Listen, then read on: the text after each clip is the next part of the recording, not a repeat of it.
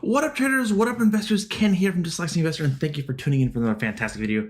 Looks like this light situation is actually terrible. I'm actually gonna get rid of this. This looks, I'm completely haven't been out like a vampire here, completely white here, with no, the light is just blaring everything out. I need to do a better job with that. So I'm actually gonna nix that once we see my pretty face here today. So, but I just wanted to thank everyone for coming out again today.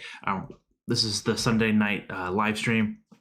We go through a multitude of charts, stocks. We're going to be overlooking a lot of the earnings that are going to be coming out this week. Of course, on everyone's watch list is Nio.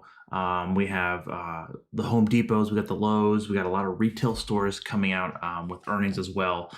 So a lot of things to kind of look forth to kind of wrap up earnings. There's not going to be that many large amount of earnings coming out after this, and really just kind of wrapping it up and potentially getting into the holiday season here in the United States, because we have Thanksgiving and then Christmas. They kind of call it the Santa Claus rally into that movement. So let's go ahead and just get rid of the cameras. You don't have to see my very white face, so we can do that, nix that away there.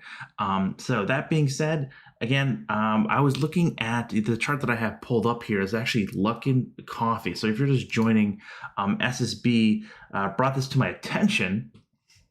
I was telling the story within chat that I shorted this thing around like 40, got it all the way down to basically like 27, 28-ish. I got out of it and I covered all my shorts. But then like 3 or 4 days later, out of nowhere, it just drops because of that fraud it had about some accounting irregularities, and it just stopped and never was able to get above that. Now, that being said, and hopefully all the allegations are behind us, I think that this could be a potential nice mover here. Again, I don't know how this was never on my radar the last couple weeks. This is pretty insane. I want to thank SSB for that. So if I do a fantastic trade on this chart or on this ticker, I'll make sure I'll give a kudos to you, my friend. And I already have your name with that ticker symbol tied to that SSB. So thank you. But that being said, let's go ahead and just kind of look on the overall market. We're going to be looking here on the future side. Of course, kind of a normal Sunday. We got the futures up at a pretty high clip here. When we got the S&P 500 futures up nearly 0.74, 0.75, nearly almost 1% here, with it continue to climb and really kind of breaking into that newer territory. Again, we hit that all-time high at the beginning of the week due to the vaccine, really pumped all the stuff within the S&P 500. Again, this is going to be the correlation that we're talking about of like, hey, everything did very well on the S&P 500 side because we had that kind of a moving of funds out of the high-tech, high-growth stuff that was working well before the vaccine, and now we're kind of transitioning into some of the ones that have been really beaten down, everything from the airlines, hotels, anything to do with travel, and all the ones that have really just haven't been able to go anywhere, have been performing very well on that. So, because again, if we compare this, the QQQs or the NASDAQs, is up too. It's actually up a little bit more at 0.79, but this has not made a new high like S&P 500 did. Because again, when it made that all-time high on Monday, the QQQs did the complete opposite, and it did an about face, or we call it a downward dog, and just continued to went down drastically again. NASDAQ is going to be very tech-heavy focused companies, and that really was the quick little turnaround. Everyone taking profits out of those companies that have been doing well for them for the past couple of months, and just kind of transitioning to some more stable brick and mortar kind of things. But yeah, that's going to be basically the rack up there, and then we can look at the Russell 2000, and this one again. Same with the S&P 500, made that all-time high on Monday due to the vaccine announcement, and now we're seeing it actually climb substantially higher. Really with the 5 and 8 moving averages, I really like the Russell 2000 a lot to the long side. I know if Mr. Bear's in channel, I'm sure that this doesn't make you a happy camper, but this thing, IWM which is the ETF that tracks this, has been performing fairly well here. You can kind of see here on some trends here, really getting that huge breakout with that gap up, and now just kind of hovering near its all-time highs and looking to potentially swing higher from here.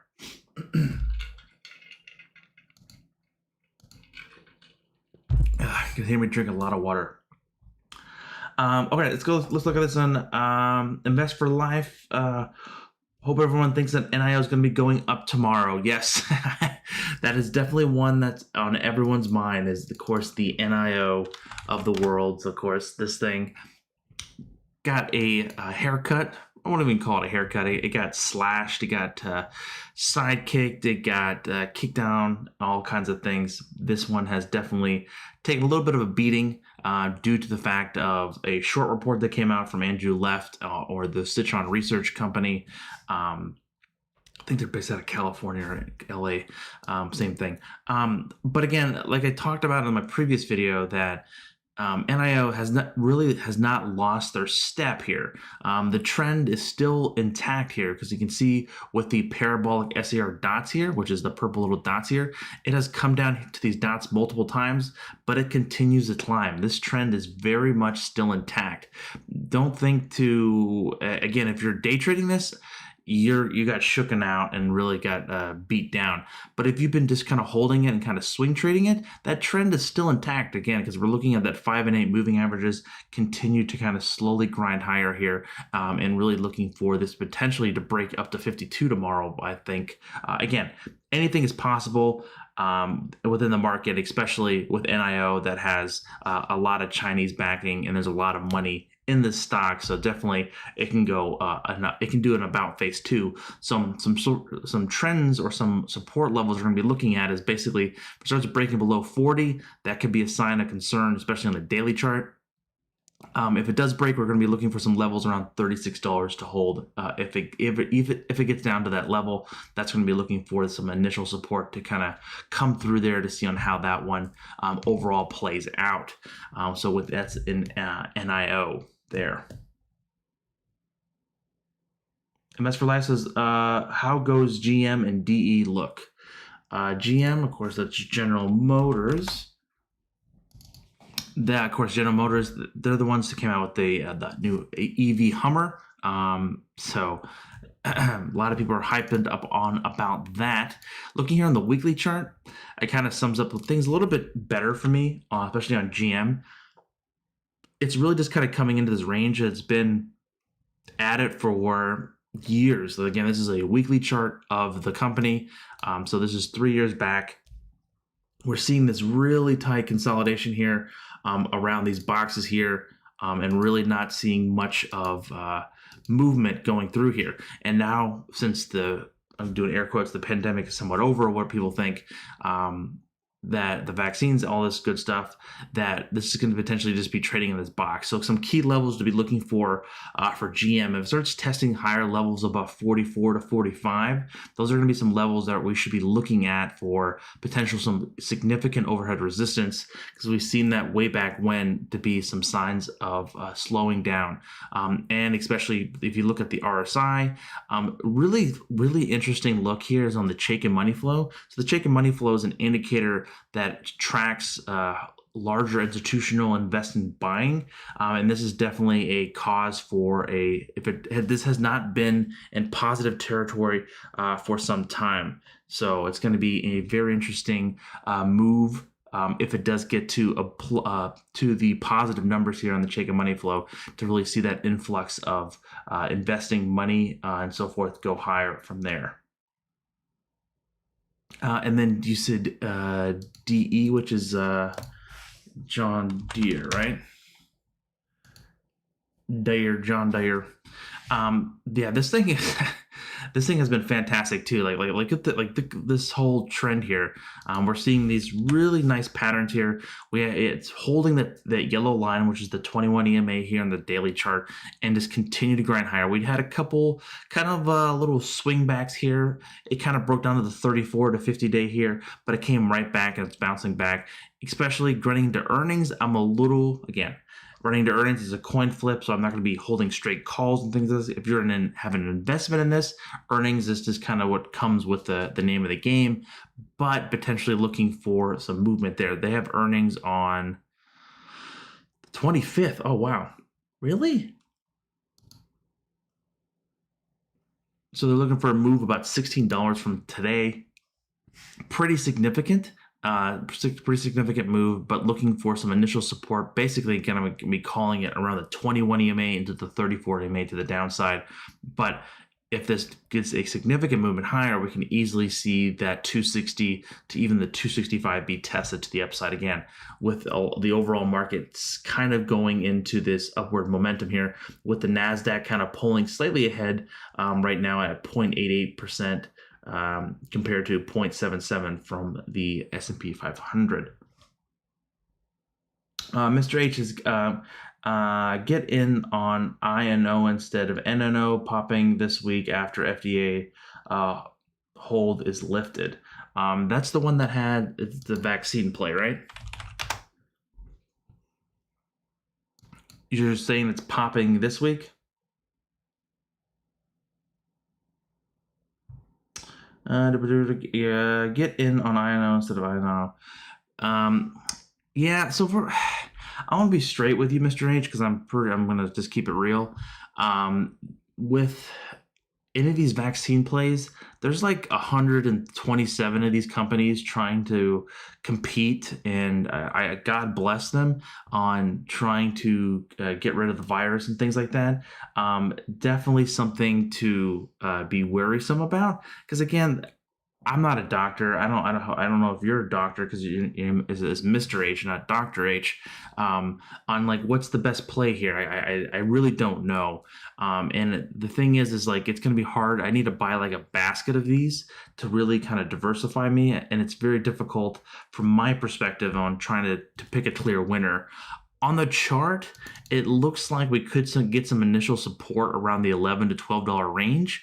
But as you can see here on the daily side, the 5 and 8 moving averages are below the 21 EMA.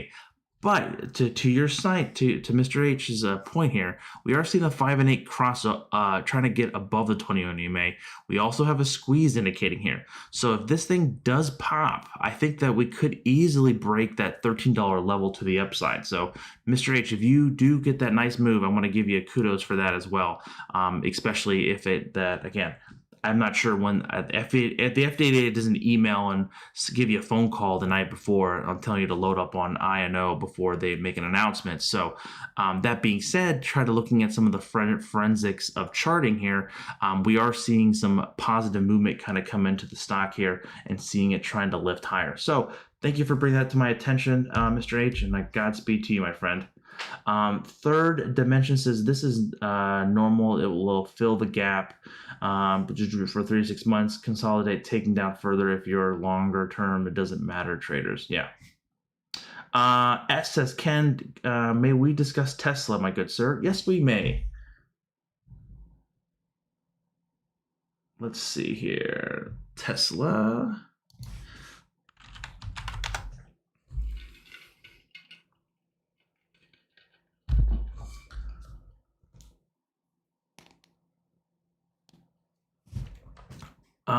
David says, what's the play for INO options or stock? So options would go crazy, but again, it's going to come down to timing for that. We can look at some options via Tastyworks in there a second. Let me look at Tesla here for S, and then we'll kind of dive into it. So with Tesla, we have all these Chinese EV companies going gangbusters, just flying off the rails with crazy valuations, blah, blah, blah, blah, blah. Of course, Tesla is just kind of sitting there like, hey, we've done this before. We dealt with all the haters saying that we're going to fail. We proved ourselves, blah, blah, blah. It's just kind of just trading sideways here, which I find kind of an interesting pattern here. Really, I wouldn't say concerning, but it's not really kind of playing game with all the other companies. And just kind of just doing its own thing. Very choppy, very tight consolidation, but definitely something to look at to potentially see on how it plays out again, I'm a long-term shareholder in Tesla, so basically that's where my position stands. I've been selling puts on this, basically here around the 370 level, the 375 to 380 level, collecting a little bit of premium every couple weeks. That being said, that's my only really plays on Tesla. We are setting up for a squeeze here. The only thing that's a little bit concerning here is the volume zone oscillators getting into very steep negative territory. So if this does want to break below that like 396 to $400 level, and we don't get any kind of movement here, that we could easily see this break below 370 to even to 365 to the downside. So again, I'm a longer term shareholder in Tesla, so I'm kind of ready for these moves because we've had this really strong overhead pressure kind of coming in at $465. We have not been able to get out of it our own way on really just kind of hitting this invisible wall here and not really trying to break through it. So it's kind of, again, it's a great play to collect premium right now, so hopefully that was helpful there. And David says he wants to look at some options for INO. We can do that. Let me pull up the old Tastyworks here. Pull up INO. All right, so Tastyworks is what I use for options trading and my trading of stock. I run multiple accounts through this. So with INO, not NIO, this is the pharmaceutical company looking for options. So when you're trying to play something, it all comes down to what is your expectations, what is your time frame for the trade, and if it's a short day weekly trade, it's 5 days. God bless you. Good luck. Have fun with that. Normally, I like to go at least if you're doing straight calls. I know if they come out with a vaccine news tomorrow morning, it could come skyrocketing. If you own like the $13 or $14 calls, they're going for, basically ones that are expiring this week are going for about 30 cents to 40 cents.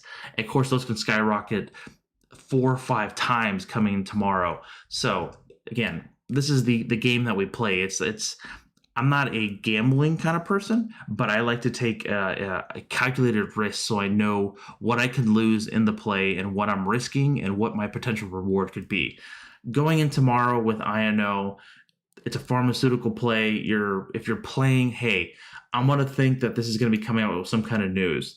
Potentially, you want to be playing with a lot of liquidity, looking at December to even February timeframe on buying some of these call options here. You have a lot of activity going through, some high open interest here. The spread's not too bad in between these calls, so depending on what your cup of tea is and going with that.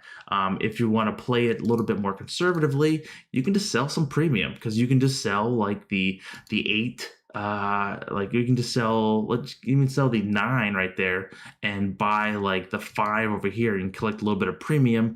Nothing crazy, but it's again, it's a pharmaceutical company, so you have to be very mindful of that. So hopefully that was a little bit educational there for you, David. What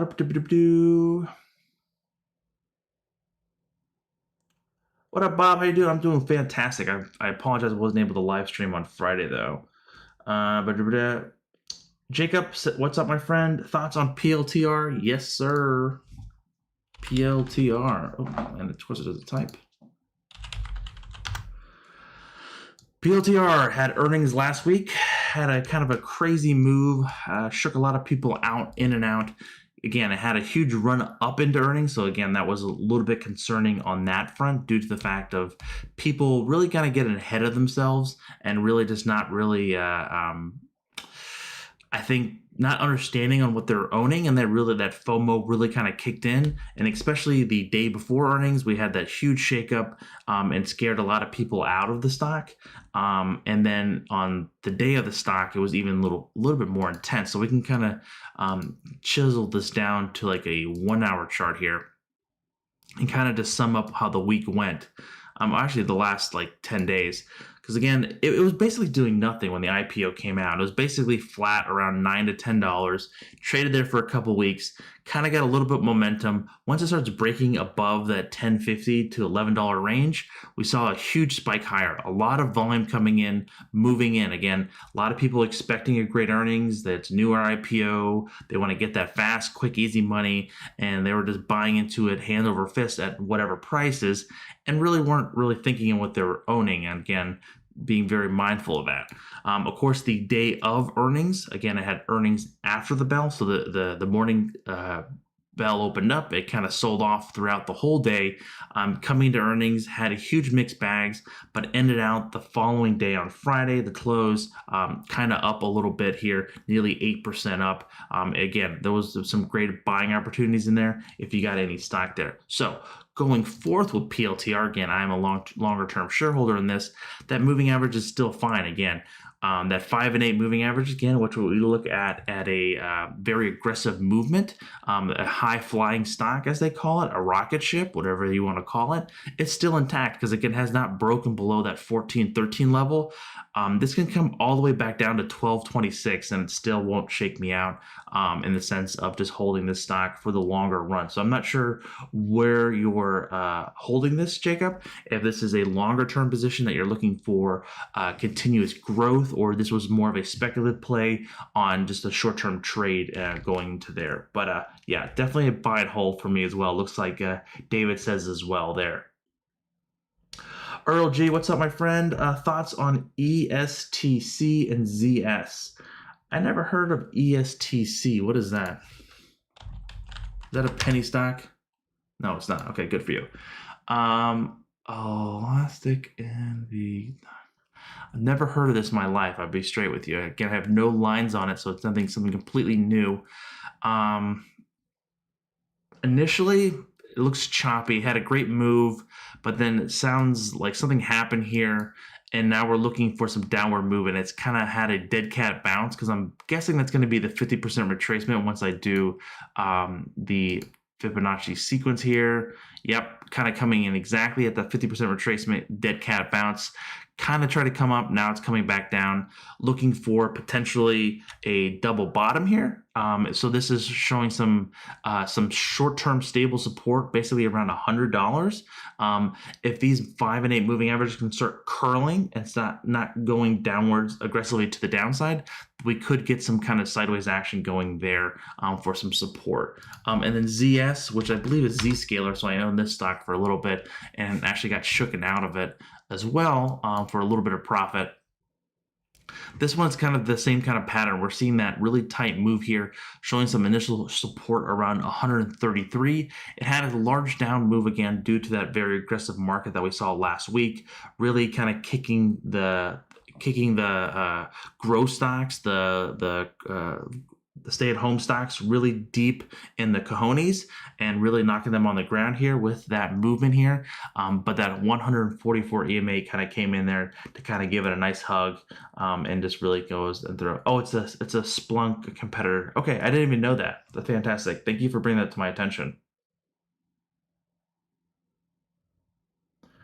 You're welcome. PJ Young, do you think it is better to wait after earnings or buy NIO, or to buy before earnings? Again, I'm not sure. Again, I'm not trying to elude around it. So with NIO, it depends on what you're doing or what's your plan for it. Are you going to be investing in it? Are you swinging it? Or are you just going to be completely gambling or speculating in it on what it can play? Initially, if you're going to be looking at the standards of what the books and what the basically what the tablets tell you, the writing in the sand is basically, if you want to own a position longer term, you should buy in smaller portions. So usually anything from like 20 to 25% of your position. So let's say you wanted to own $1,000 of NIO, you would buy 25% at a time. Normally you would level up into it. So you could buy some now if it opens up at like $44 tomorrow. Initially, if it has a fantastic earnings and you still love it, you can add into it. Like some people kind of do a sliding scale to the downside. For my purposes, I usually don't like to add in on the way down because that's kind of crashing. I kind of need it to kind of level off here for a little bit to kind of get any kind of movement going there. So hopefully that was helpful for you there as well. Selves, can we look at AMD? I know, poor AMD. Like, WTF is going on there? This is, again, kind of like Tesla, also a long-term shareholder in AMD, just trading sideways. So I'm not sure how long you've been with the channel, my friend, but we were getting an AMD many, many months ago with that same kind of pattern. So AMD, like a lot of those chip companies, are very on like a wave mentality. So they get this huge wave up, or if they get a huge wave up, they trade sideways. Again, we got into the stock during the summertime. It just was consolidating, bouncing around in that box we always talk about, and just really got to kick higher. I think we're exactly in that same place again, just really in that tight range box between 86 down to around that 76 range, and just kind of bouncing around in this range here. And once we start getting an upward movement and start breaking above that $86 to $90 range, we could get that initial push higher to start breaking into brand new highs to get above 100. That being said, to the downside, if we start seeing that same pattern repeat to the opposite movement here, starts breaking below 75, we could see that to the downward movement with initial 144 EMA kind of coming into some support in there, my friend.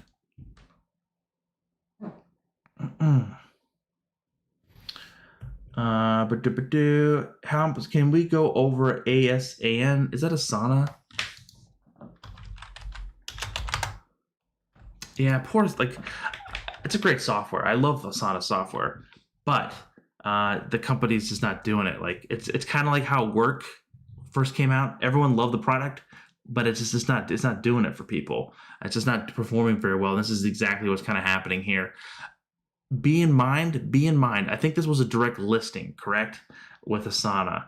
And be very mindful of that. Looking for this potentially to kind of trade sideways here. This guy could definitely see this trade sideways around the $20 to $18 level to kind of consolidate going into earnings. So mindful of that. So, and then Zillow, you said, was that the other one? Yeah, Z. So Zillow. So full disclosure, I'm in Zillow. I love Zillow. Bought here on the dip here. Got into it, nice move higher, getting kind of bounced around here. I love Zillow. I'm on it all the time, not buying houses, just looking at houses. But with this movement that we're seeing here, we're seeing this kind of bounce around here, kind of coming back from the dead and really kind of getting some new light here and could continue to fly higher here, with some initial support kind of coming in at the 106 range, which we're kind of closed at today, and looking for that potential target around 120. If that doesn't get any kind of movement, any kind of going power, we're going to be looking for some downward support around 100 to around $98 there. So that's kind of helps you on that one, my friend.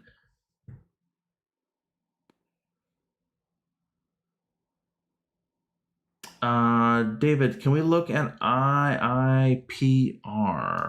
I remember this one. I think I might have traded it. I don't. Maybe I did not. I think I did. You told me 3 months ago, so it might have been around here. Here, so 3 months ago here. I think you did. I kind of remember this one. Kind of very, very, very, very small portion, but yeah, that's a great move for you there, my friend. Nice call there. I definitely didn't catch this right. I mostly probably just sold puts on it, or just had a very quick 15 to 20 stop loss of 5% and maybe a small gainer there again, depending on if I was selling premium on it or not. Charlie, let's look at BA. Oh, did I miss something? I just got here. Did I do NIO? Oh no, we can do NIO chart here. A lot of more people are joining here. I know time frame is always different for other folks. So INO, depending on what chart you're looking at, what your time frame is, we're really looking for, again, if you're swinging this for a day trade, you're going to be really feeling the pain. If you're a longer term investor, you're going to feel a little bit less of the pain due to the fact that you've really not broken through any key sell levels.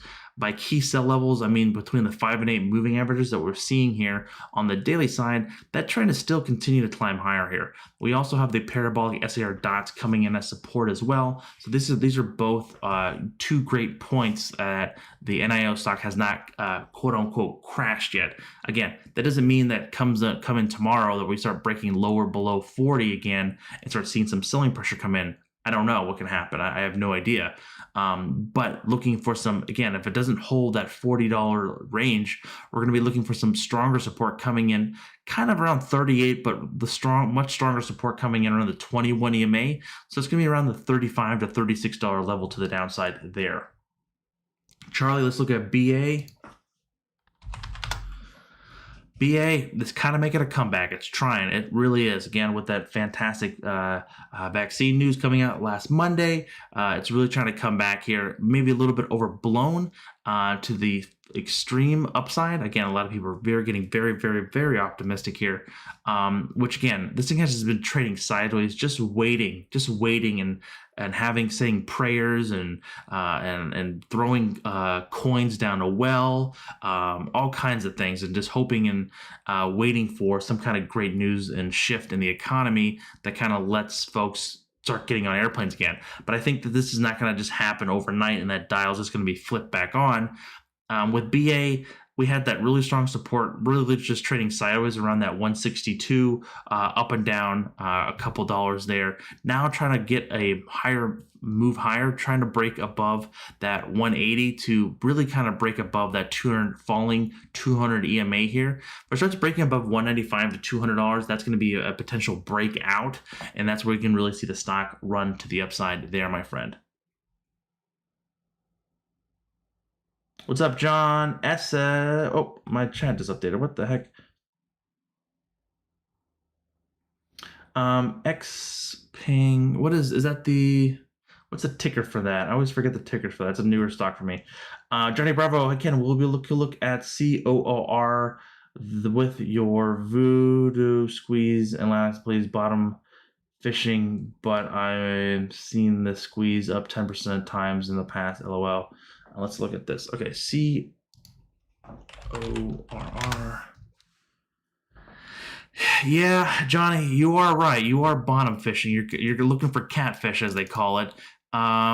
With this moving averages here, again, I'm not sure what section this is in, some kind of energy company, but it's kind of just in a downward movement. It is not trying to get above the 21 EMA for some time, and it just kind of just gives it all up. Definitely something to be very mindful of. This thing does not look very great, so there's not going to be too much insight I can give to you on this. There's not many squeezes setting up. You just see a lot of just continuous downward movement. So sorry, Johnny, I'm not really able to help there. LC says, what do you think about call options for Workhorse and the appreciation of UPS contract? Again, speculation is the what's it say? Curiosity kills a cat.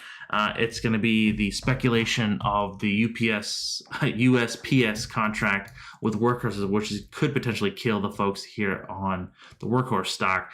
Again, unless you're in the same room with USPS and signing that document with them and sending it over, and you have no idea what's going to happen here. This is going to be a little bit of a strange conundrum if you're just in the stock just for that reason. Just my honest opinion here.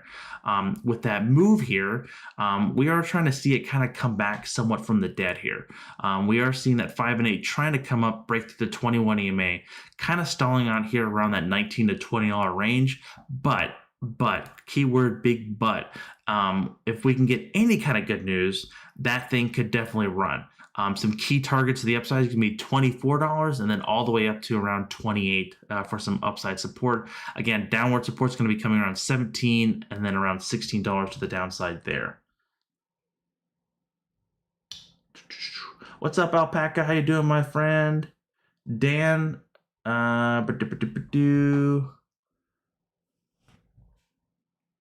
JD, appreciate it, Kev. Yeah, let's look at Kev. Says JD. JD. Yep. This thing has earnings on Monday, correct? Monday after. It says it's earnings Monday before the bell, I believe. What does this say here? earnings before the bell on the 16th. Yeah. Again, potential double top. Again, we're going into earnings on Monday, so you're basically just throwing up a big question mark if you're on calls on this or anything. To the upside, what are they saying for the week? They're saying a plus or minus move about $10, so it can easily put you up around that range, up around well over 100, so around 105-ish range to higher could be a definitely key target. Usually if a stock breaks $100 for the first time, it could definitely run higher. So if we get any kind of positive news with JD, that can easily hit that 109 target there to the upside. To the downside, we're going to be looking for some support around 82, which is kind of lines up with the 78.6 percentile Fibonacci move and the 21 EMA there. Dan, Junie, give me the ticker symbol for that. I always forget that one. Maybe I can write it. Sometimes Thinkorswim's intelligent and they can pull it for me. Was it JUNIA?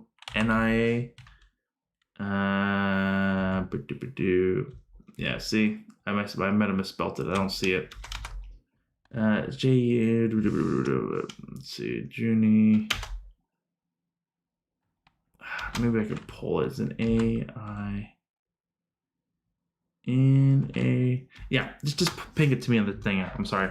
I waste time. Mr. H says, best penny stock play for these are as a bit patience. INDX numbers released tomorrow. Not really into penny stock. Sorry, my friend.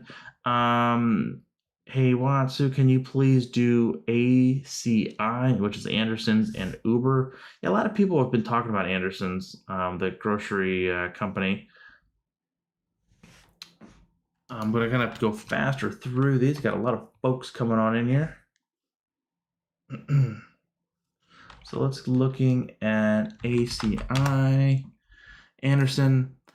Okay, this one, again, somewhat of a newer IPO. Kind of looking for some initial support here. We did see that really sharp bottom coming in at 12 and now kind of curving higher here. Potentially looking for some initial support around $14. But we have a squeeze setting up here. The last squeeze did fire higher, which is great. So we're looking for, if it can hold above that 1480 to around 1450, we can easily see this hit that $15 level. And then Uber, full disclosure, I am in longer term Uber options. And this thing has been complete game busters. It's been a fantastic move for us. And this really kind of kicking us higher here. We're seeing that huge kick higher, really looking for this trend to hold. Really looking for it taking well above $49. To the downside, we're looking for some support around 41 there. Alan, what's up, my friend? Howdy to you, my friend. Hope everything's doing well. WMT, John and Alpaca. Yeah, WMT, full disclosure. I think I'm in long positions on that as well. This thing has earnings this week, same as Target. Looking for this potentially to climb higher here. I think it's going to report well. Again, doesn't mean that it has to go well. I want it to go well because I'm in the stock to the long side, so I want it to go well. So my emotions dictates that movement. But since these are longer term options, I'm really looking for a upward projection and really breaking that 150, potentially getting to 155 to 161 in the next couple months. To the downside, we're going to be looking for some stronger support coming in around 144 down all the way to around 143. We've seen some really strong support coming in between those levels there. Wesley, what's up, my friend? Thoughts on Jets? Wesley, I know I think you've been in Jets longer than I have. With Jets, the time has finally come, and my options are finally in the green. It was always a stinging in my eye looking at those options being red for such a long period of time. With this one, Jets, this is how I would want to play airlines. You're playing the basket of things and really seeing this kind of movement higher. I'm going to be kind of a Jim Cramer here and just do buy. It's kind of, I want to say it's too late yet. I think the movement's still in play. Potentially, if we start getting some stronger support coming in around 19, we can see a stronger move to the upside, especially to around 21, with my key target around $24 to $27 to the upside for Jets there, my friend. Oh, it's XPV. Okay, yeah. Thank you. This is the other Chinese electronic car company. Of course, had a I don't do much fundamental analysis on the earnings, but I just kind of peruse over it. You can definitely see on the chart it had a fantastic earnings and took it higher. As you can see with NIO, it's trading between the 5 and 8 moving averages. What does that indicate again? That indicates a rocket ship, a very fast movements of stock, especially on a daily chart.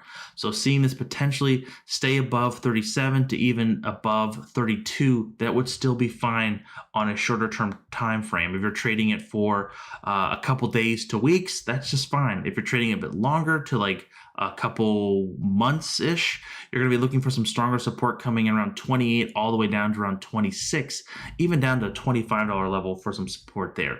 To the upside, if we can see this thing run, 50 is definitely in target, and then $71 from there, my friend. RH, yeah, we can look at RH. RH was kind of a mixed bag as well this week, kind of flopping around. Ever since this has made this large move higher, it's just been trading sideways. I've been trying to sell premium in this, but this has just been the options market for this is not really great. You just have to kind of buy the stock on this one. Really just kind of sideways action. If it can hold here, definitely just build a strong base, and we can see that potentially movement going higher. If things are going to start going to the negative side of this, we're going to start seeing it break the 50-day to the downward, and especially seeing the 5 and 8. Basically, we saw here kind of a fake out, it's creating a kind of a sell trigger here for a lot of people and getting out, but it just shook a lot of people out and made that nice little move higher to the upside there. Joel, thank you for tuning in, my friend. Thank you, thank you, thank you.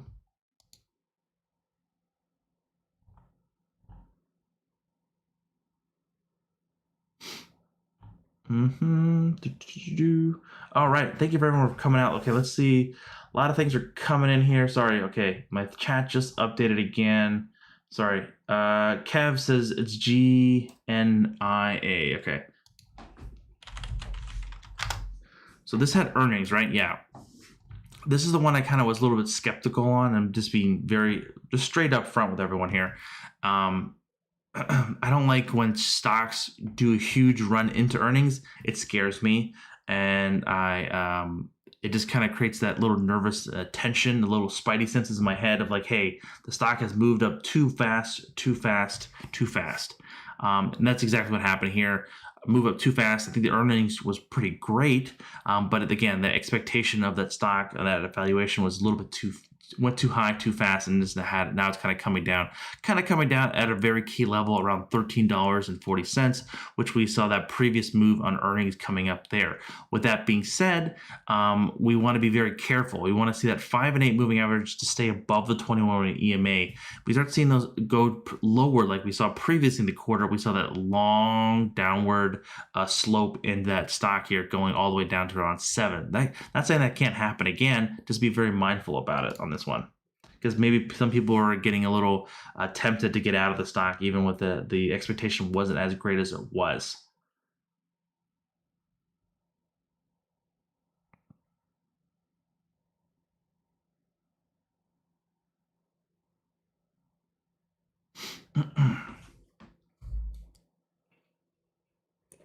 Thank you for everyone coming out. Christopher, what's up, my friend? Hey, Ken, can you give me some insight on FL? They are having a nice earnings run up like last quarter. As FL Foot Locker, and they have earnings on Friday, if I remember right. A nice run up to earnings. Yeah, like with Foot Locker, again, you're talking to the wrong guy talking about sneakers or fashion or anything like that. With Foot Locker, retail company, I think majority of their stores are in malls, if I'm correct. I'm trying to pull from the data bank of my brain. I think most Foot Lockers are in malls, right? I'm trying to see if there's not a Foot Locker is not just sold. Okay. Anyways, on the chart here, kind of choppy. Draw the fibs here 1 second for you. So, interesting levels. That 35.22, very strong support coming in here. We saw that really to the upside and to the downside here, with upside support there to the downside there. Initially, what is the move expected for the week? About $4, and we're trading around 37. So that $35 range could come into tack there. That would be significant support there. The only thing I'm a little bit concerned about here, Christopher, and just being straight with you, is that squeeze that we're setting up here. Again, a squeeze doesn't mean it's going to be firing long, going short, or anything like that. It just means that there's some really tight consolidation coming in, and we're getting an explosion, aka an explosion for earnings. Could be significantly higher, it can be lower. So very mindful of the direction we can go there with that particular move here. With that being said, it's a little choppy here because the moving averages are not the way I like to see them stacked here. We're seeing some overhead pressure come in here multiple times around that $40 range. So that being said, it's going to be a very tough one to call again going to earnings. On all the other retail stores. So again, I think we have Kohl's, we have Walmart, we have Ross, we have Macy's also reporting before them. So that definitely could shake around the position that you have as well. And either way, due to the fact of how they report, even if the company doesn't report until Friday, they're definitely going to move in tandem within those same kind of retail stocks kind of stuff. So being mindful, basically your trend's going to be looking at supporting around 35 and then overhead pressure around 40. So hopefully that was helpful for you there, Christopher, and Godspeed. Steven says, someone, YouTuber, unsubscribed me from your YouTube channel, and he thought, what? Well, that's a sin right there. We need to hunt them down. Do you mind looking at GME? Yes. That is the old GameStop.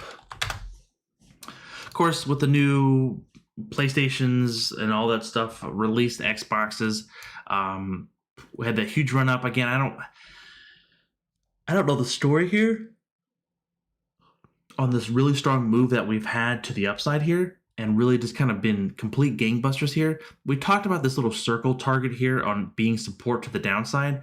Now we're kind of seeing that kind of come full circle, no pun intended here, with that moving averages. But we are seeing that 5 and 8 cross to the downside between the 21 EMA and kind of potentially looking for some support here.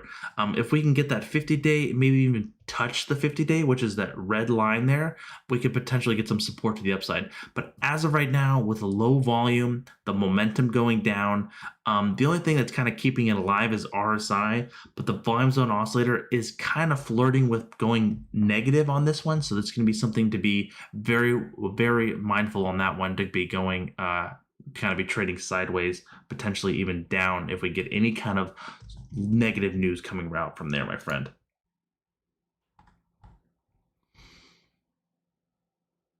Ethan, thank you, my friend, for showing up, my friend. Thank you for also being a member. Let's see here. Dan D says NNDM. Whew, I hear that one a lot. I think this is something that Kathy Wood and ARK Investments have been buying, right? I hear this one quite a bit here. With earnings that came out, looks like it was fairly well. Looks like we're hitting that 21 EMA, potentially getting any significant move higher here. That 21 to really that 34 EMA has been very strong support here, kind of coming around that 13.19 to 13.20 for some ongoing support, potentially looking for some targets to get back above 463 to even $5 there. So let's go.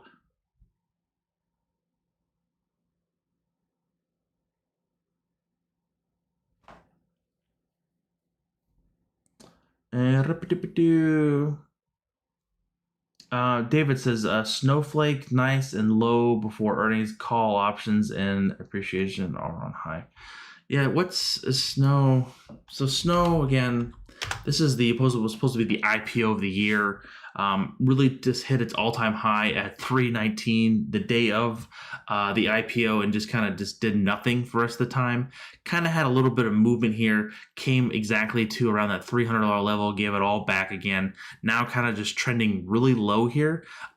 This is a good call here, David, honestly. We could get a nice potential earnings run with snow coming in here. A little bit of choppy here.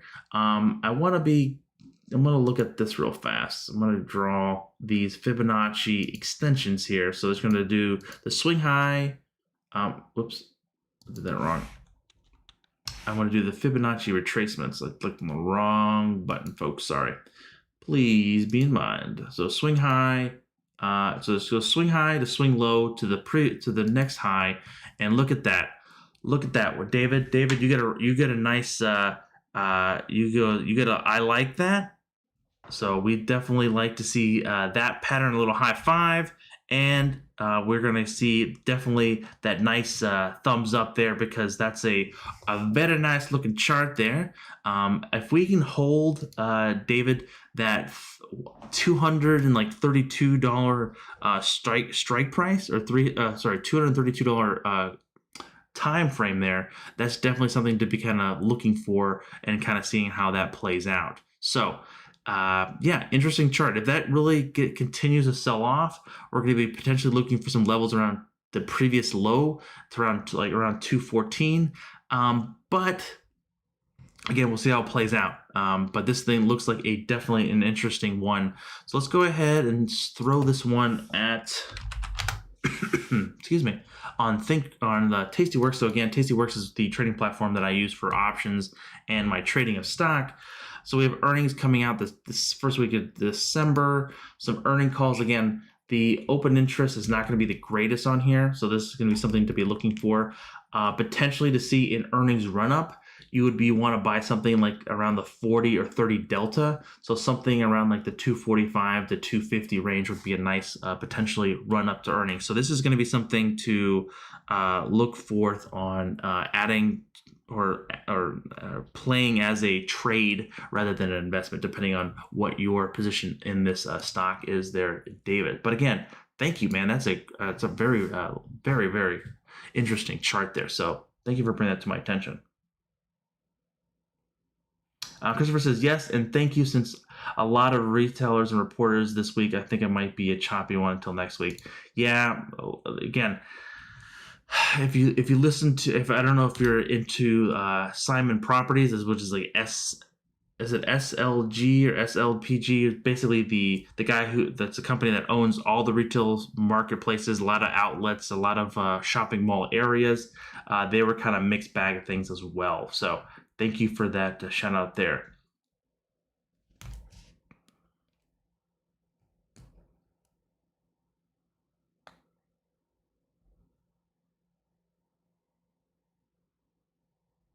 Yeah, NNDM is definitely could be a nice little sleeper one as well. Definitely the one to be looking very, very nice. Yeah, David, thank you for bringing that to my attention. So definitely, if that does pop and I take a position on it, I got to give you kudos for that one. Bringing that to my attention. I have it in my little notepad here on my desk here. So you have David next to Snow. So not snowed in. It's going to be David. So let's see here. FUBO. What's that? I don't know what this company does, but that is a kind of very choppy looking stock. It looks like it's somewhat of an IPO as well. Looking for some kind of sideways action here. Really just doing next to nothing for quite some time, and now getting some movement here. Again, it doesn't really help on what I don't know what the company does, but let's just look at it here on the Fibonacci standpoint here. The chart looks fairly strong here because, again, it's holding that 5 and 8 moving average and going forth there and looking for potentially holding his pattern.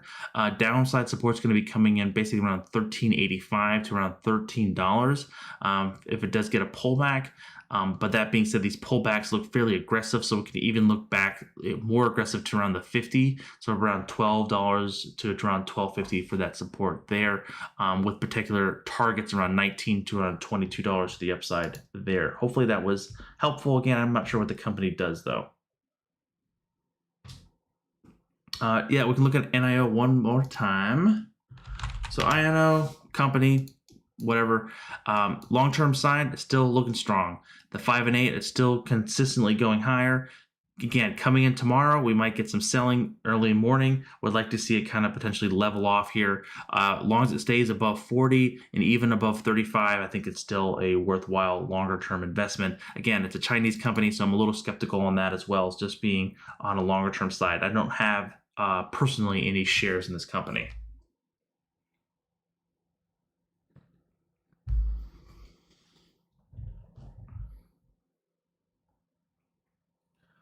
Real Boy J, can you take a look at COTY? It's a makeup and fragrance company.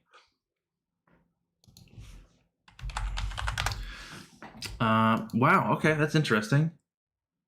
That's definitely kind of came out of nowhere here and really had that nice little move higher here.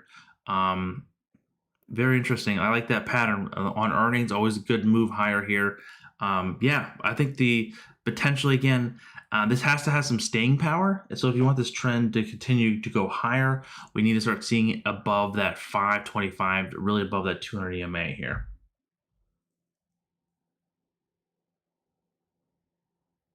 GTFO thoughts on BBY? Is that Bed Bath Beyond? What is BBY? Oh, Build-A-Bear. You love the Build-A-Bear, don't you? Do they have the Yoda doll yet? Is that the one that did they finally get the Yoda doll? This is definitely kind of making a really strong average move here, coming in here from the move here around 568 down to around the $1 limit. Again, at the height of the low of the pandemic, really been bouncing around, having some really strong overhead pressure coming around that $4.72 range.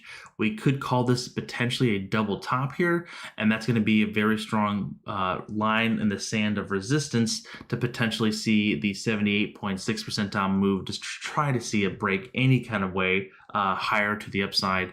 And downside support is going to become basically around $3.93 and even down to the $3.37 there for you there, GTFO.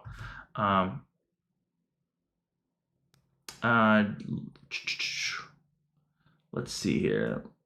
Yeah, futures do look good, Johnny.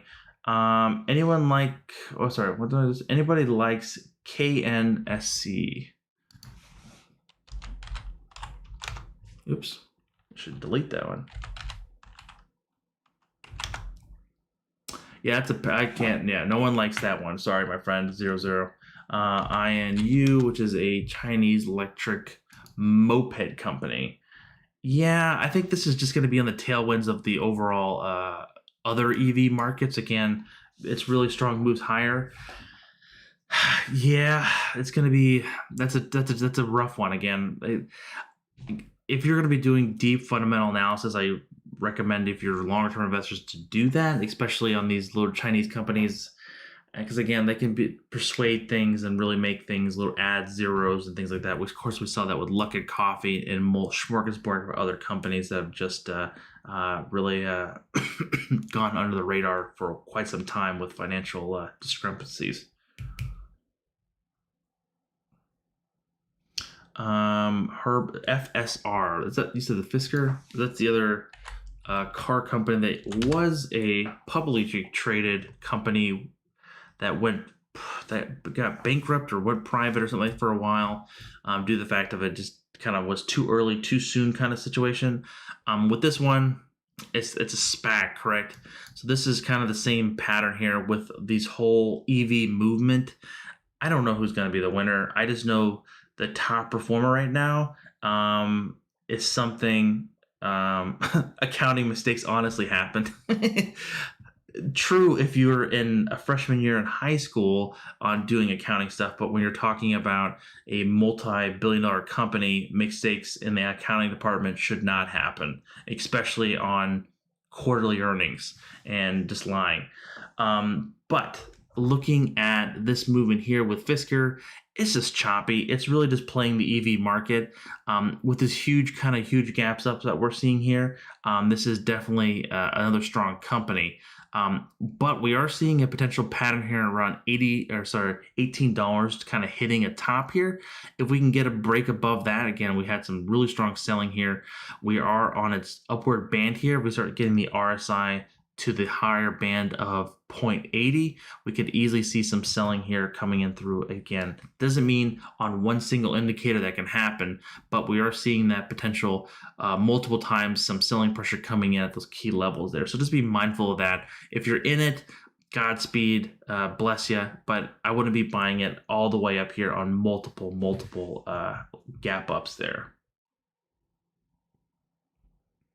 Joel, looking at put on Snap on S&M tomorrow morning. This is starting to look overextended, and MFR 30-minute indicator in and out quick. What do you think? So I usually don't trade on a very short time frame. I don't really look at a 30-minute chart.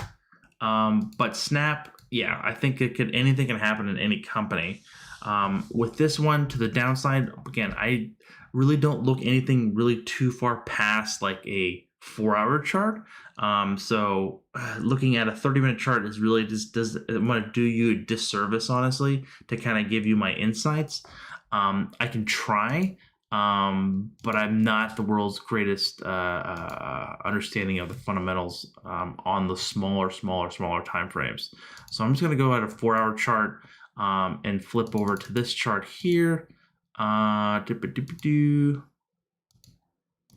with this one, we're going to be seeing this kind of trend again, very choppy.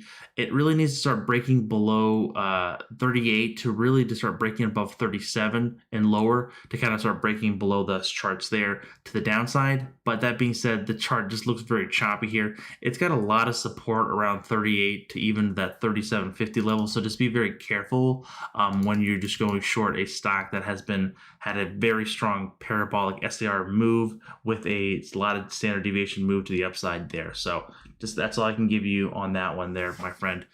It just has some support kind of coming around 38.40 to the downside there. Dave says, okay, I got another one if we look at Frog. Is that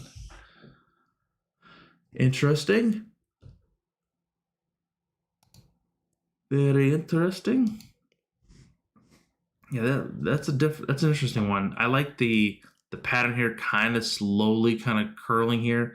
This looks like another IPO, newer IPO. I guess David loves his IPOs there.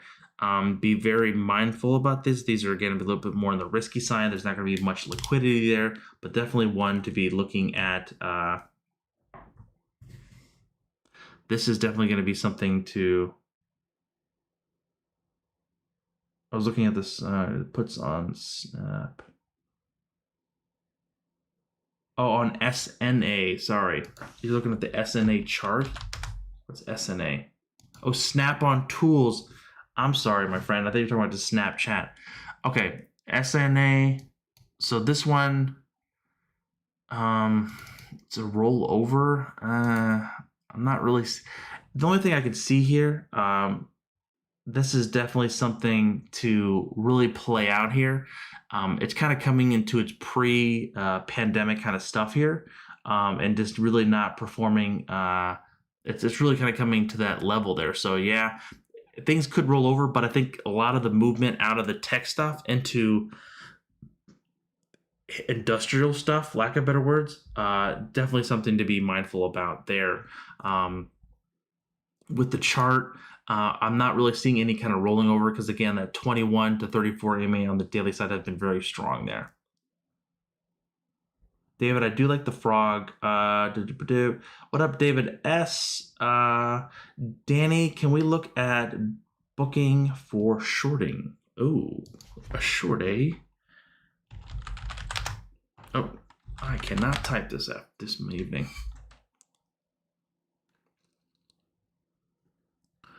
For a short here, you can kind of see here, I've been kind of looking at, you said booking, didn't you? I'm looking at DraftKings. Why is my computer is not working with me today? You said B, right? B, K, and G. To the short side, that's going to be a difficult one to short because, again, we're kind of hitting that top pattern here where we previously before the pandemic of things. So definitely looking for some potential overhead pressure coming around the 2,900. sort of 2090 range.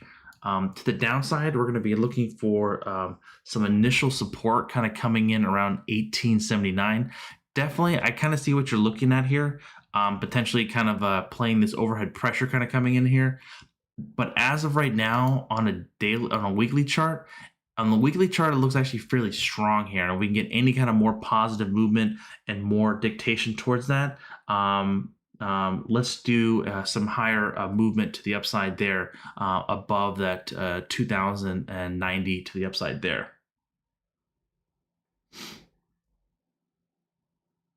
I'm sorry again, you're talking about Snap-on tools, because that's the funny thing is, like, I think when Snap first came out, everyone thought it was the Snap-on tools and they put the wrong ticker symbol in and just really kind of went gangbusters there.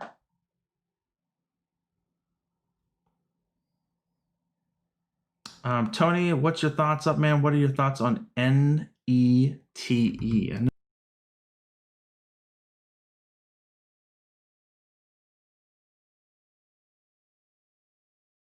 What in the world? That was weird. My audio just go out? Hold on, I got a rogue USB drive that decided to disconnect real fast. I apologize. With NETE, yeah, I don't even know what this does. Like, this is a really strange looking chart. I'm looking on the weekly side. Let me go to the daily side. Very interesting. Net Element Incorporated. It's very choppy. Like, it was like this must be something in the pharmaceutical industry, because the way that moves here is just completely chaotic here. We are seeing some initial support kind of coming in here. You can kind of see that slightly here around the $6 range, and potentially looking for some topping pattern around $8.90 to around $9. But that being said, this is looks very much like in the pharmaceutical business, so something I don't want to be touching with a 10-foot pole, because again, it's going to be any kind of movement there. Ariel, what's up, my friend? Ken, you're still up. Let's talk. Okay, let's check out the stream. Please review FarTech. What the ticker symbol for that one? That's the one that Dave. And if I can spell, is it FT? Yeah, there it is. Yeah, this is the stock that got away. We're looking at this one way back when, around 26. Of course, that was a nice little move there.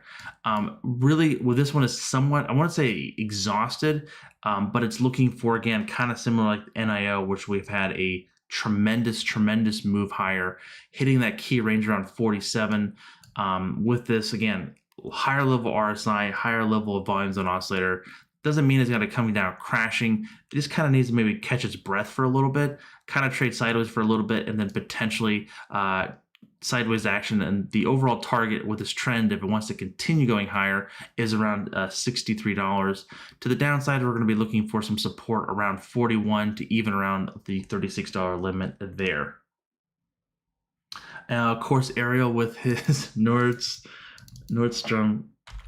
With this one, again, playing the retail section. So we have Macy's coming out this week. So it's going to be, some people might find offensive to this, is it's not a direct competitor to it, because again, it's a little bit of a different breakdown of class. I'm doing some air quotes there.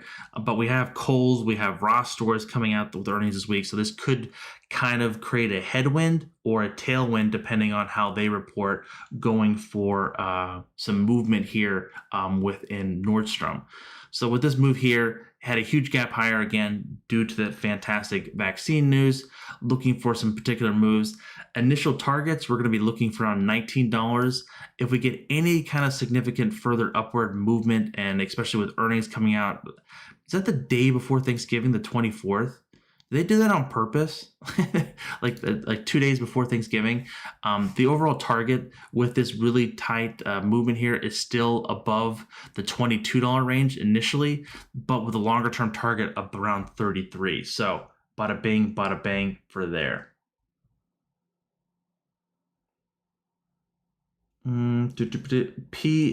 What's pick? Pivotal Interest Incorporated. That's a weird one. Is this like a SPAC? This must be a SPAC, right? This must be a SPAC right here, right, Ariel? That's an interesting one. definitely I need to know the story on that one. And then INU, nice little trend here. Again, coming up into earnings with a squeeze. RSI and bond zone still going positive. A little bit hesitant on this one due to it's going into earnings on the 23rd. On the weekly side, wow, that's a crazy looking strong chart there. That's a very nice looking chart though. I like that. And then AAWW.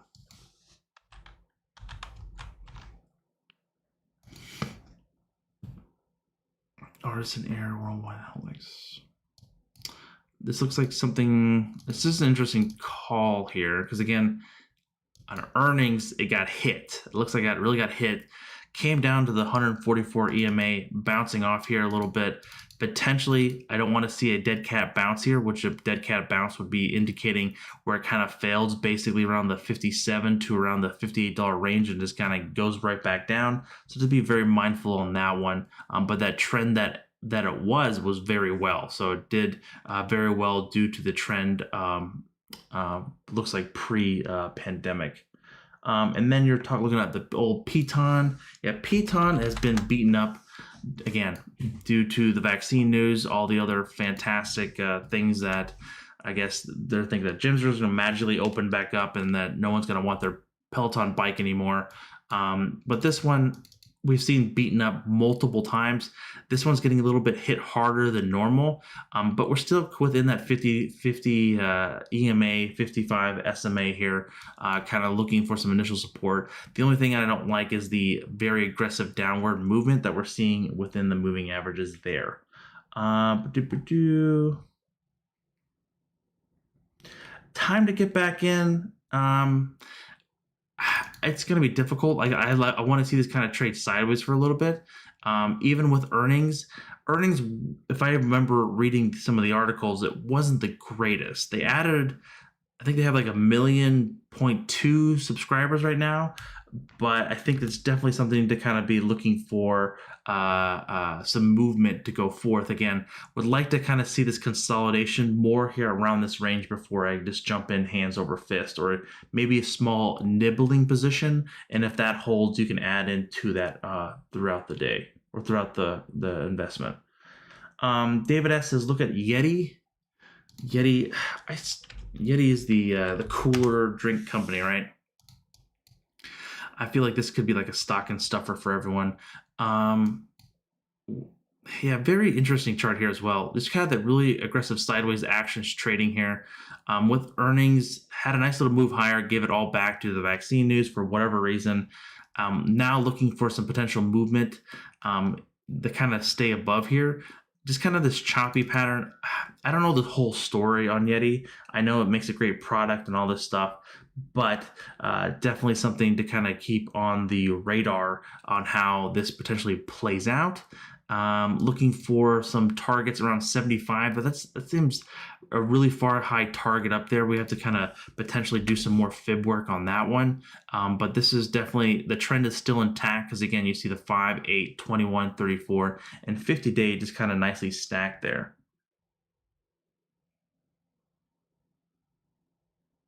Oh, it's okay. XOP is great for logistics. Okay, that's good to know. Danny, let's do a couple more and then we'll call it. Let's look at Netflix. Netflix, good old Disney Plus is, I won't say taking it away, but they're growing a pretty fast clip here. Netflix, I think they're just having a problem just curating content and going forth. With this chart here, we can just really just kind of put it in this purgatory box that we like to do. Again, the 5 and 8 have crossed through the 21 EMA. It's kind of pointing slightly to the ground. We start getting some breakage below that 460 range. We can easily see it start breaking below 450. Same to the upside, but again, we're seeing like a, man, you can call it a triple top, whatever you want to call it, give a name on it, call it a three hump camel, whatever. this is definitely something to kind of look out for, kind of see on how it trades within this box. Alan, my friend, what's up, my friend? This is how you deal with your Chinese companies in and out. At first sign of trouble, you jump ship and you didn't stay long. You can believe any of the numbers. That's considered simply no rule of law. Yeah, Alan, I agree with that. Definitely, without a doubt. Yeah, well, let's look at Zoom. So ticker symbol ZM. Of course, this was one that was completely hit due to that vaccine announcement, and really had that really strong shift from retail stuff or high growth tech companies, stay-at-home companies, and then switching to basically your Procter and Gamble cereal companies and things like that.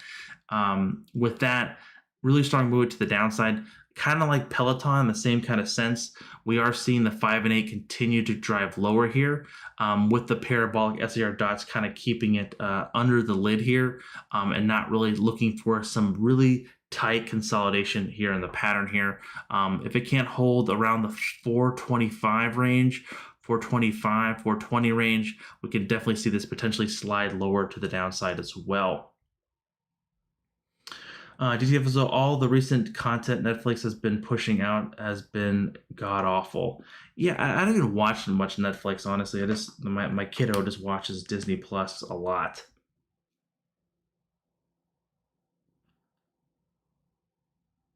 Yeah, the Rona Roni has definitely hurt it as well. The Nasdaq will gap up tomorrow? Question mark. Gap up to what extent? So we're nearly up 1% as of right now. We are looking for some pressure here. If we can get above 1270, basically 1280 to the upside, we're going to be looking for some levels around 1248. Let me, I think I could show this stuff. I pay for it so I can, where is that stuff? Hold on one second, folks.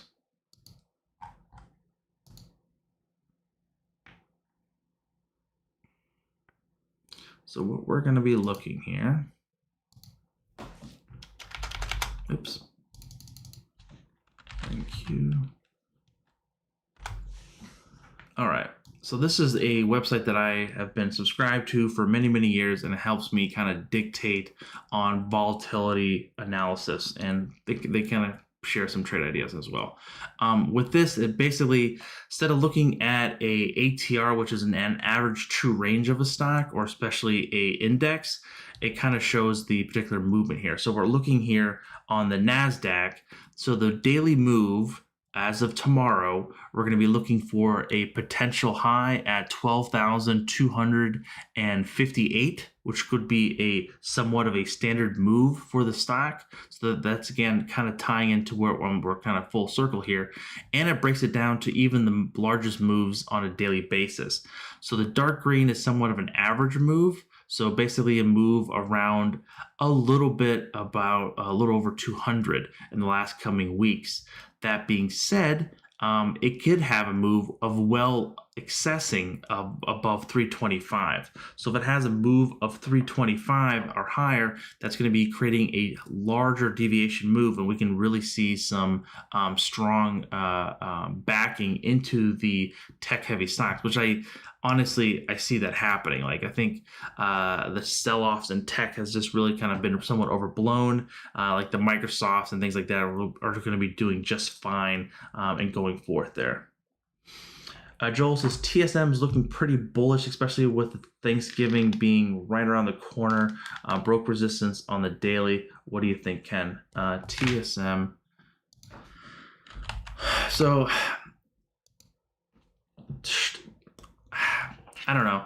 TSM has earnings tomorrow morning, I believe. Let's look here in the AM. So this is Tyson's Food.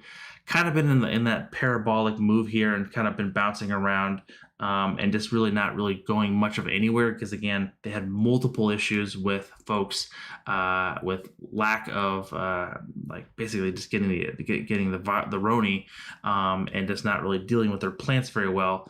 That being said, I think this could make it a little bit of a bounce back and maybe a little bit of a sleeper stock here, sleeper cell, like I work for Russia.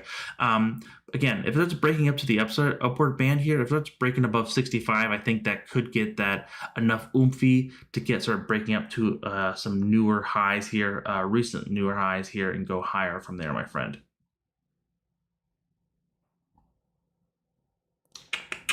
Let's do, okay, let me just cover NIO one more time because I got a couple folks coming in here yelling NIO. So NIO has been a rocket ship. Joel says I got 50K of puts on NIO. So again, I can't predict the future. I don't think anyone can. That is definitely a lot of money. Hopefully that was not your full account and you're not YOLOing it. To the downside, depending on what puts you have, again, or you have puts that are expiring this week, again, it's going to be a little bit on the risky side because you're not giving yourself too much time to play out. But that being said, we're going to definitely see some aggressive moves come in Monday on how. Basically, if we look here on a smaller time frame, especially on like an hourly chart. Oh, I just went to daily. On an hourly chart, we saw somewhat of a stronger comeback towards the end of the day on Friday. That doesn't mean that it's going to be bursting higher tomorrow. I think we could potentially get some selling in the morning, but as we talked about, as long as we have some support above that $38 to $39 range, I think we'll be just fine in the long haul because it took a lot of damage. Again, the short report didn't come out from a unknown source. It came out from Andrew Left in Citron's report. So they have a certain persona or stereotype that people give them. That being said, it got hit the stock, but it took it with stride and just performing okay on the amount of damage that it really kind of took on. So yeah. Definitely on that, be very careful on that, and that's definitely a lot of things going on there. Hopefully, I hope the best for you, but yeah, definitely we'll see on how this one plays out come Monday.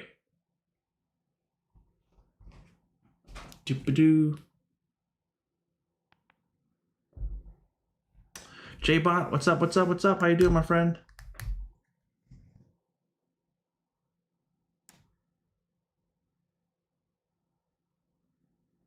Got it. Let's do a couple more tickers. I'm going to go for about 8 more minutes, and then we'll call it a night. We'll stream for about 90 minutes tonight.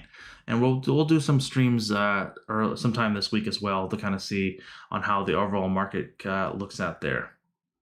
Can you look at CRON?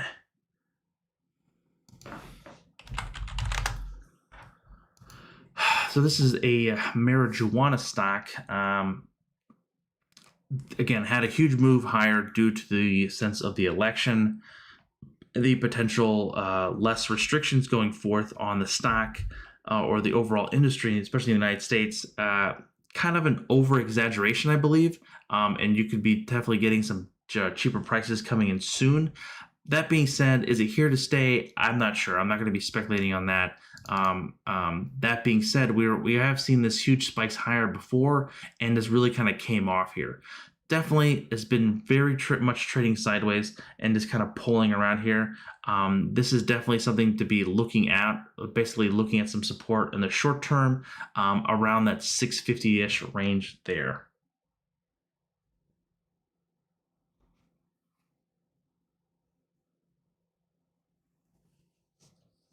And then top tech and investing says BA. Yeah, we covered BA earlier, but we'll do it again for you, my friend.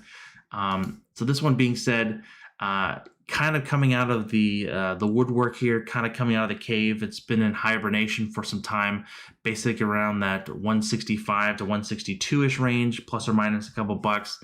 Again, waiting on any kind of good news from the economy, airline industry, whatever, waking up. We had that move with the vaccine announcement. Now it just kind of needs to start playing forth. Again, it kind of woke up, but now is it going to go back to sleep, or is it going to continue going higher? Because again, we had kind of that same kind of setup earlier a couple months ago where we had that huge move higher, but that it never ever went anywhere. Now we have some data, we have some good news, but now we're going into the fall and winter time frame, so that could kind of cause a lot of other effects due to the spread of the virus and the slowing of potentially of having the vaccine. But yeah. All right, let's do two more. It says DSA. What's your thoughts on KDI? What was it? KNDI. Yeah, I'm not sure what this company does, but wow, interesting stock. Too choppy to really kind of do any kind of like technical analysis for you there, my friend. But very much just very choppy. That's all I can really say on that one. I'm sorry. Jacob S says, SPY gaps with fill up, or will it go to 364 to break? Let's look at the SPY chart for you. So SPY is the S&P 500 ETF here. Gaps up to 2. Yeah. So coming tomorrow, I think that we could, again, right now the S&P futures are up about 23 points or 0.77%. So we can kind of speculate on where that could be coming in tomorrow. Oh, why did that click there? Nope, come on back. Come on back. There we go. Let's go here. We can do 0.7. Yeah, that could easily, if it needs a gap up at least 1.5%, and that's very much doable for the S&P 500 to go forth. But definitely something, again, it's been holding that 5 and 8 moving averages. It has finally broken out of this box here that we've drawn around the S&P 500, and definitely looking for some nearsighted targets. The target for basically in the next coming weeks, or even potentially days in this market, we could see around 370 to the upside. To the downside, we're going to be looking for some support around that 350 to 352 range to the downside. Last one, and then we'll call it a night. We got the Billionaire Podcast. Can you do a spot before you? Thanks, man. No problem.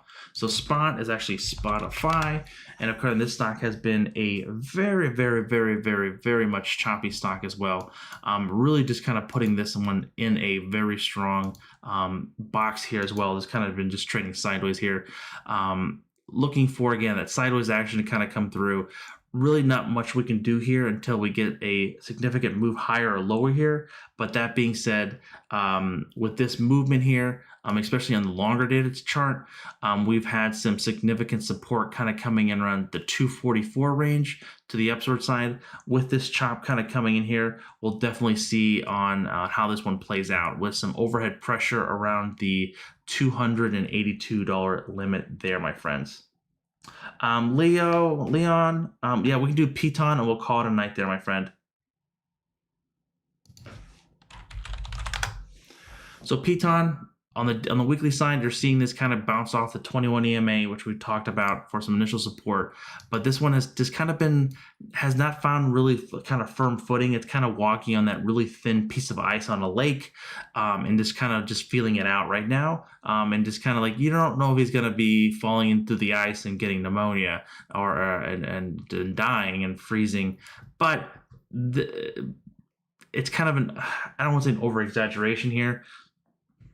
This, especially with these markets here, especially with people just their attention spans being less than a couple minutes, they're jumping between all kinds of different things and all these various kind of stocks, especially with people love tech one week, they hate tech the next. They love tech the next week, they love the stay-at-home plays, they hate the stay-at-home plays, and they're just kind of bouncing back and forth. And you're really seeing that here with the chart here. With earnings, it didn't really help very well. I don't think they gave great guidance. But this one, potentially, if it can hold around 103, this would be fine. But we do have some stronger data support coming around $90 to the downside. But it really needs these 5 and 8 moving averages to stop pointing to the downside and curling. Kumar, what's up, my friend? Thank you for joining. I was just about to get off, but we'll look at your chart and then we'll look out. It says, can you please repeat on Baba? It's a buy or sell or hold. So for me, it shook me out. It shook me out actually when it gapped down drastically. Actually, no, it didn't. Okay, it did actually break out a little bit here. So for me, we're looking for, again, that 144 EMA to hold. It really has to hold that. The only thing I'm a little scared of here with the 5 and 8 moving averages aggressively pointing down to the downside and continue to go lower here. We really need to see some kind of moving average to kind of really hold it in place. By what I mean by that is, so when we do this little Fibonacci extension here, I'll show you here in a second. There we go. So the $263 was a pretty key level here, and we're kind of a little bit below that. But it's fair game in the sense of it's around the 144 EMA as well. If that doesn't hold, we're going to be looking for the initial support around 250.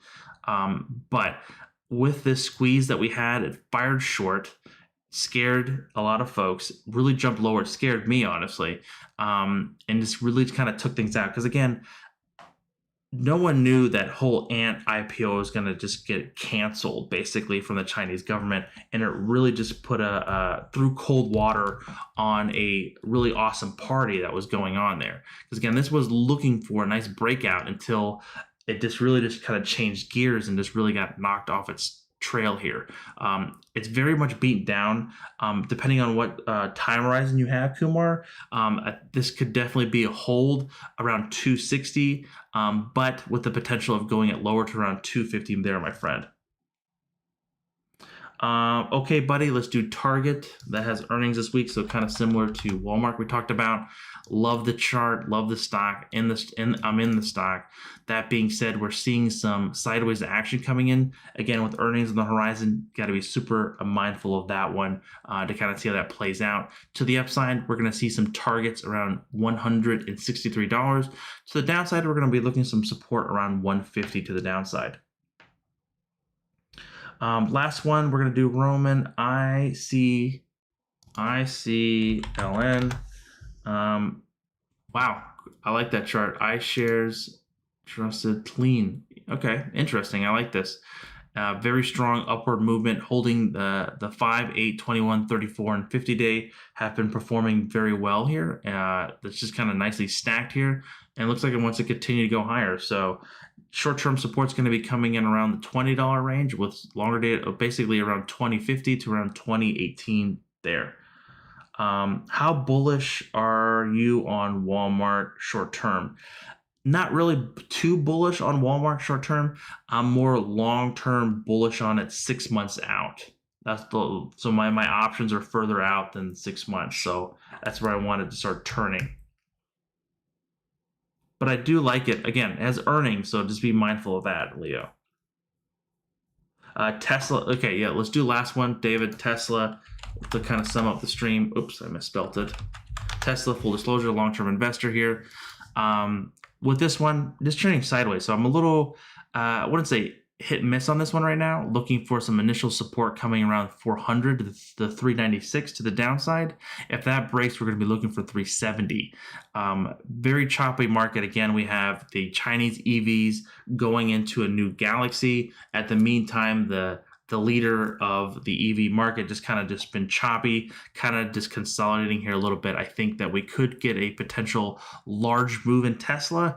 As of right now, it's not giving us a direction yet, but some key levels around support around 396 to around 370 to the downside, with some really strong overhead pressure coming in around $465 from there.